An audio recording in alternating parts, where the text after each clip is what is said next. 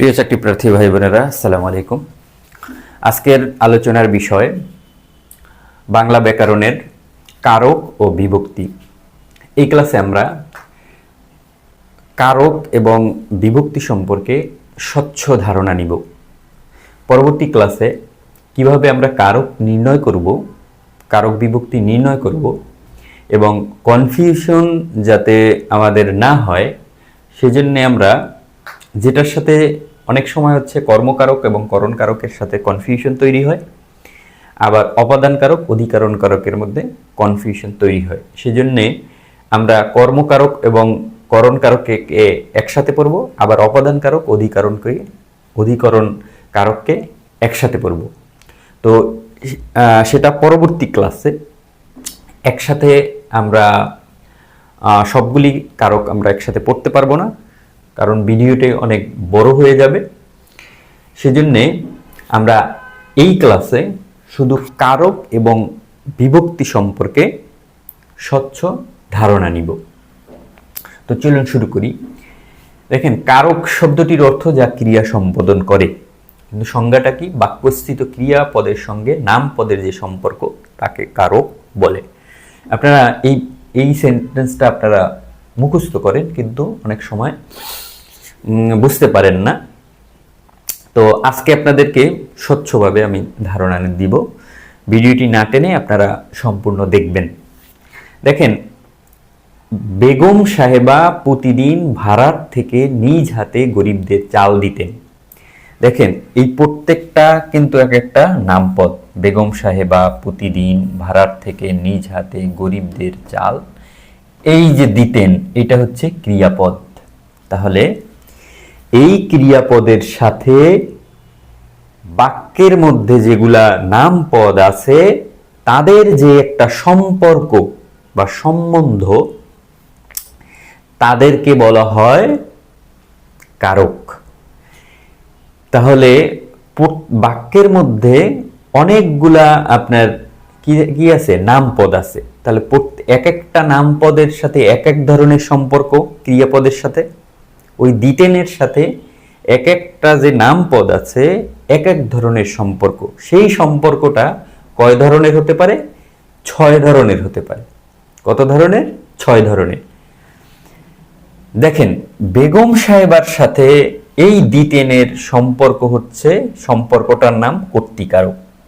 আবার দেখেন, চালের সাথে যে এই দিতেন, হ্যাঁ, এই যে চাল, এই দিতেন, তাহলে এই মানে ক্রিয়াপদটার আর এই নামপদের সম্পর্কর নাম কর্মকারক। ঠিক আছে?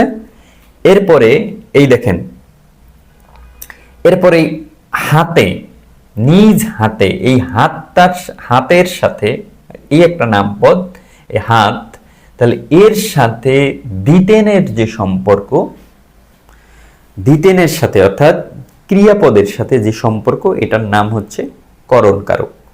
তাহলে এইভাবে বাক্যের মধ্যে সবগুলা নামপদের যে সম্পর্ক সেটাকে বলা হয় কারক। তাহলে সম্পর্ক থাকতে পারে 6 ধরনের। সেটাই হলো আমার কারকের প্রকার। এরপর আসেন বিভক্তি। দেখেন, বাক্যস্থিত মানে বাক্যের মধ্যে একটি শব্দের সঙ্গে অন্য শব্দের অন্বয় সাধনের জন্য শব্দের সঙ্গে যে সকল বর্ণ যুক্ত হয় তাদের বিভক্তি বলা হয়।